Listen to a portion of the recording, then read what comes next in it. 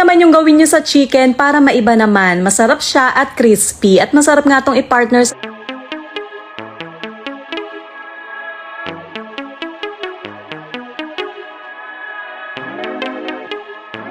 luto naman yung gawin nyo sa chicken para maiba naman. Masarap siya at crispy. At masarap nga tong i-partner. Kahit nga lang ako dito nitong isang buong chicken breast at tinanggal ko na din itong balat dahil hindi naman natin kakailanganin yan. Siguro pumapatak to ng lagpas kalahating kilo. Gigilingin pa naman natin to pero hiniwa ko lang to ng pa-cube para magkasya dun sa food processor. Pero kung wala kayo nun, pwede nyo tong i-chop ng pino. Dito nga sa food processor, ilagay na natin itong chicken breast. Ayan guys ha, puro laman lang yan, walang buto. At pumapatak to ng lagpas kalahating kilo pero magugulat kayo dahil mamaya dadami yan. Isama na nga din natin sa pagiling itong carrots, onion, garlic, onion leeks at timplahan na din natin yan ng salt and pepper. Gilingin lang muna natin yan at gamit ko nga itong bago kong paboritong food processor. Maganda to guys, malaki siya at glass yung pinaka-bowl nito kaya maganda. Kung gusto nyo nga din ito, ilalagay ko na lang yung link nito dito sa comment section dahil alam ko naman na kailangan nyo din to sa kusina nyo. O diba, ilang ikot lang at ganyan na siya kapino. Medyo tinatamad nga ako kaya papadaanin ko na din dito yung paghalo ko ng itlog, oyster at harina. Kaya naglagay ako dito ng harina kasi dapat yung palaman na magagawa natin ay hindi siya basa para hindi din mababasa yung nori sheets. Ayan lahat guys ang nilagay ko dito, screenshot nyo na lang para masundan nyo. Eto na guys, lahat ng naigiling natin at kailangan nga maging ganito siya kapino at pwede na natin tong ibalot dito sa nori sheets. Ito namang nori sheets na gagamitin ko, nabili ko lang to sa mga Korean store. Meron din ito sa Shopee, madami naman kayong mabibilan yan at ganyan nga siya kadami at kakapal. Sa palaman naman ito, pwede kayong maglagay ng 2 to 3 tablespoon. Kayo na ang bahala kung ganong kakapal yung gusto nyo. Pero mas manipis nga dito, mas maganda para mabilis lang siyang maluluto. Pag naman nailagay nyo na yung palaman, ikut-ikutin lang natin to hanggang makarating dito sa dulo. Tapos ilalak naman natin yan gamit lang ang tubig. Gantong kanipis nga lang yung gagawin nyo at ito na lahat ng nagawa ko dun sa lagpas kalahating kilong chicken breast. O diba, napakadami na niyan. Huwag kayong mag-alala dahil matibay naman itong nori sheets at gugupitin pa nga natin yan para maging 4 para mas lalo siyang dumami at pwede na natin tong ipangbenta. Bago naman natin to prituhin, i-coat nga muna natin to dito sa wet butter para maging crispy. So, pinagmix ko lang dito yung 2 tablespoon ng harina, 2 tablespoon ng cornstarch at half cup ng tubig. Magpainit na nga din kayo ng mantika dahil pagka-coat natin ito dito sa wet butter, diretso prito na din to. At ipiprito natin to sa low fire lang para hanggang loob maluluto. Para lang siyang tempura, diba? At magiging crispy pa nga yan dahil dun sa wet butter. Ayan, pag nakita nyo na naging brown na parang ganyan, pwede nyo na yun hanguin. Ito na yung first batch na naiprito ko. Pakinggan nyo naman at napaka-crispy.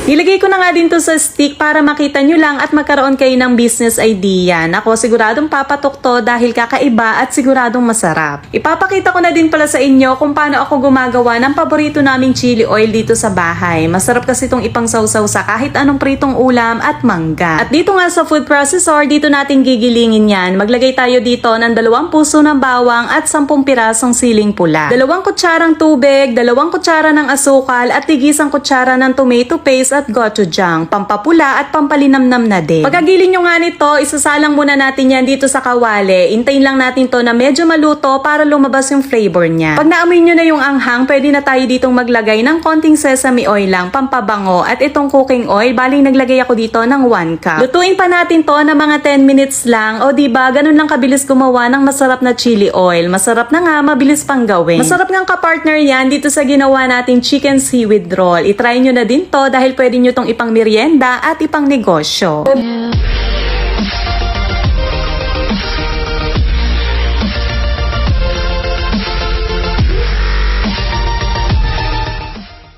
Gamit nga lang ako dito nitong isang buong chicken breast at tinanggal ko na din itong balat dahil hindi naman natin kakailanganin yan. Siguro pumapatak to ng lagpas kalahating kilo. Gigilingin pa naman natin to pero hiniwa ko lang to ng pa-cube para magkasya dun sa food processor. Pero kung wala kayo nun, pwede nyo tong i-chop ng pino. Dito nga sa food processor, ilagay na natin itong chicken breast. Ayan guys ha, puro laman lang yan, walang buto at pumapatak to ng lagpas kalahating kilo pero magugulat kayo dahil mamaya dadami yan. Isama na nga din natin sa pagiling itong carrot, carrots, onion, garlic, onion leeks at timplahan na din natin yan ng salt and pepper. Gilingin lang muna natin yan at gamit ko nga itong bago kong paboritong food processor. Maganda to guys, malaki siya at glass yung pinaka-bowl nito kaya maganda. Kung gusto nyo nga din ito, ilalagay ko na lang yung link nito dito sa comment section dahil alam ko naman na kailangan nyo din to sa kusina nyo. O diba, ilang ikot lang at ganyan na siya kapino. Medyo tinatamad nga ako kaya papadaanin ko na din dito yung paghalo ko ng itlog, oyster at harina. Kaya naglagay ako dito ng harina kasi dapat yung palaman na magagawa natin ay hindi siya basa para hindi din mababasa yung nori sheets. Ayan lahat guys ang nilagay ko dito, screenshot nyo na lang para masundan nyo. Eto na guys, lahat ng naigiling natin at kailangan nga maging ganito siya kapino at pwede na natin tong ibalot dito sa nori sheets. Ito namang nori sheets na gagamitin ko, nabili ko lang to sa mga Korean store. Meron din ito sa Shopee, madami naman kayong mabibilan yan at ganyan nga siya kadami at kakapal. Sa palaman naman ito, pwede kayong maglagay ng 2 to 3 tablespoon. Kayo na ang bahala kung ganong kakapal yung gusto nyo. Pero mas manipis nga dito, mas maganda para mabilis lang siyang maluluto. Pag naman nailagay nyo na yung palaman, ikut-ikutin lang natin to hanggang makarating dito sa dulo. Tapos ilalak naman natin yan gamit lang ang tubig. Gantong kanipis nga lang yung gagawin nyo at ito na lahat ng nagawa ko dun sa lagpas kalahating kilong chicken breast. O diba, napakadami na niyan. Huwag kayong mag-alala dahil matibay naman itong nori sheets at gugupitin pa nga natin yan para maging 4 para mas lalo siyang dumami at pwede na natin tong ipangbenta. Bago naman natin to prituhin, i-coat nga muna natin to dito sa wet butter para maging crispy. So pinagmix ko lang dito yung 2 tablespoon ng harina, 2 tablespoon ng cornstarch at half cup ng tubig. Magpainit na nga din kayo ng mantika dahil pagka-coat natin ito dito sa wet butter, diretso prito na din to. At ipiprito natin to sa low fire lang para hanggang loob maluluto. Para lang siyang tempura, diba? At magiging crispy pa nga yan dahil dun sa wet butter. Ayan, pag nakita nyo na naging brown na parang ganyan, pwede nyo na yun hanguin. Ito na yung first batch na naiprito ko, pakinggan nyo naman at napaka-crispy.